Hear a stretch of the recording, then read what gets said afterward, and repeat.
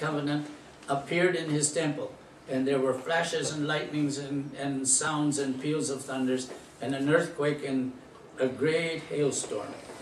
第19节，这是11章的最后一节说，当时神天上的殿开了，在他殿中现出他的约柜，随后有闪电、声音、雷轰、地震、大雹。You see, that was called the second woe. That other thing about the church. 这是我们刚才讲前面那个事情呢，是什么呢？是第2样灾祸，现在这个是第3样灾祸。For the world, it will be a woe. 对这个世界而言，它是一个灾祸。God is carrying out His plan for the world, and the church is the center of that plan. 因为神要把这个灾祸呢，就降到这个世界上。那这个对世界上来说这是灾祸，但是神把这个计划要在地上成就的时候，它的中心呢是教会。Then the seventh angel sounded, which was a signal for the culmination of God's plan. 现在呢是第7位天使吹号，什么呢？就是神的计划的最后一幕拉开。Just like the seventh seal was a culmination of the final action of God on this earth. 就像我们讲，他要揭开第7印，这个第7印实际上就是讲世界最后一幕。And the seventh bowl, the seventh plague that will come later, was also the final thing. 我们也看见后面有第7个碗第7样灾祸，都是同一个意思，都是讲这个世界的最后一幕，大幕，最后要结尾了。So these three accounts of the judgments on the world are basically talking about the same thing. 所以这3件事讲的这个第7号、第7印、第7碗都是在讲一件事情，就是关于最后的审判要临到全地。And you see, in heaven, after that, when the seventh trumpet is sounded, then there is great rejoicing. 我们看见当第7位天使吹号的时候，在天上有大喜乐。Because God, who was and is now, showing His power and beginning to reign. 因为什么呢？因为是昔在今在的全能的神，他要开始掌权作王。The power of sin, which had tried to disrupt God's power, is now removed. 那个罪的妄图败坏神的计划，妄图败坏神的国的这个罪的权势，现在什么呢？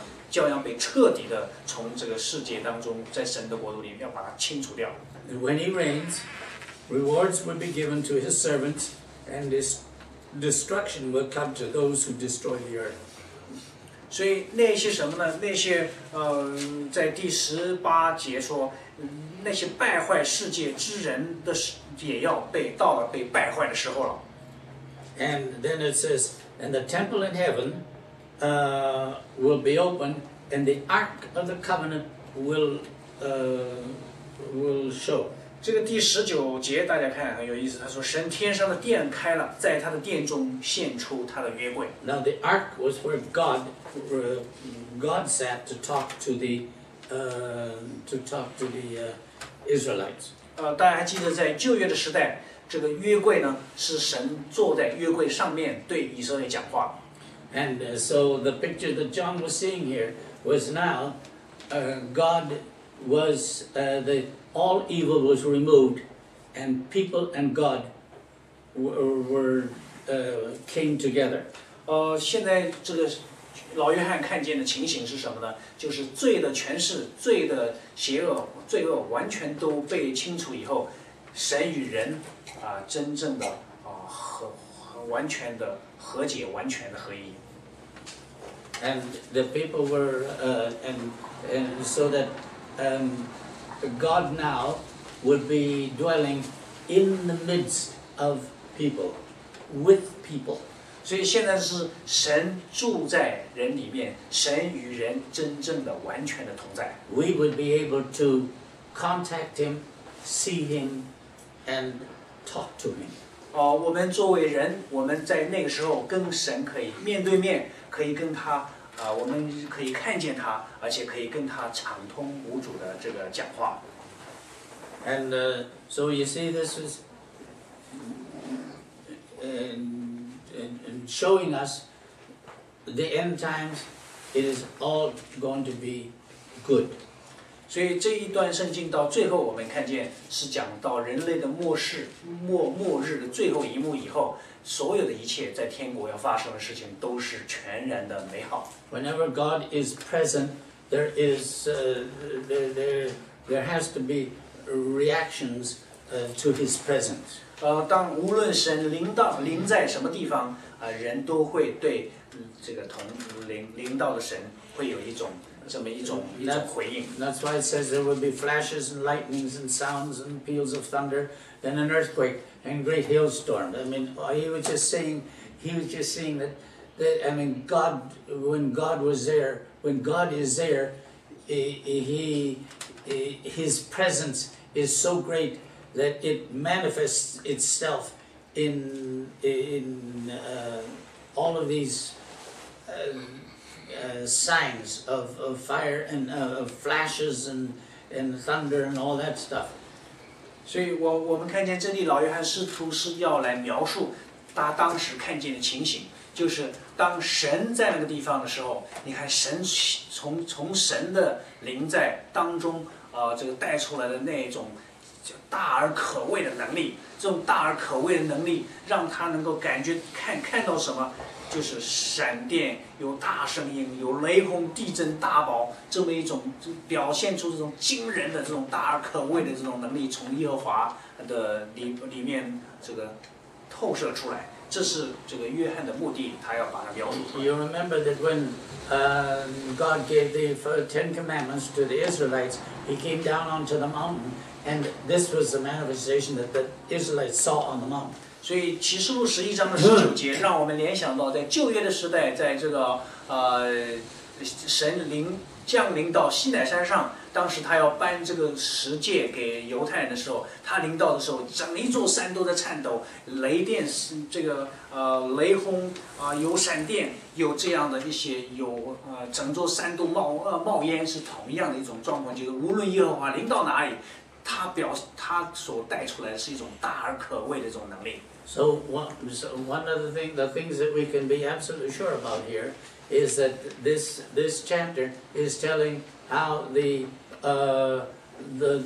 world's history, how the world's history is going to come to an end. 所以看起来这一段圣经好像比较平淡，但实际上大家记住，启示录第11章是讲人类历史的最后一页，把这些翻过去，人类历史就结束了。Anybody who is in the church will be protected. 每一个在教会里面的这个信徒都会受神的保护。Before the end, we will meet persecution.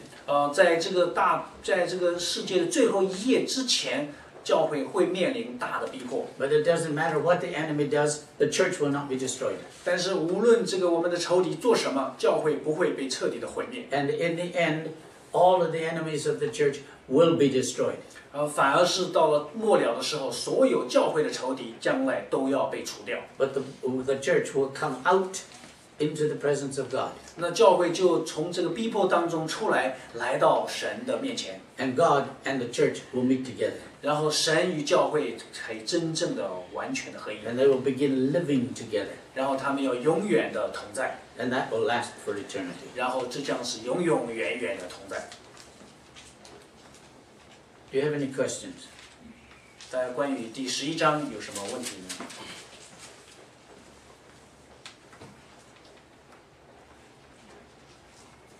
So when you take it home, read it again. You think of the things that I've said here, and remember that all that Revelation is doing is telling us is how God is in complete control of this world, and He's bringing it up to the end that He is planning. 所以大家回家以后再去重读启示录第11章，非常的重要。里面我们还学到另外一个真理，这个真理的信息是什么呢？就是这个世界是照着上帝的计划，一步一步的走向终点。而这个终点，甚至终点尽管是非常的惨烈，但是这个终点都是造神的完美的这个计划，完美的旨意。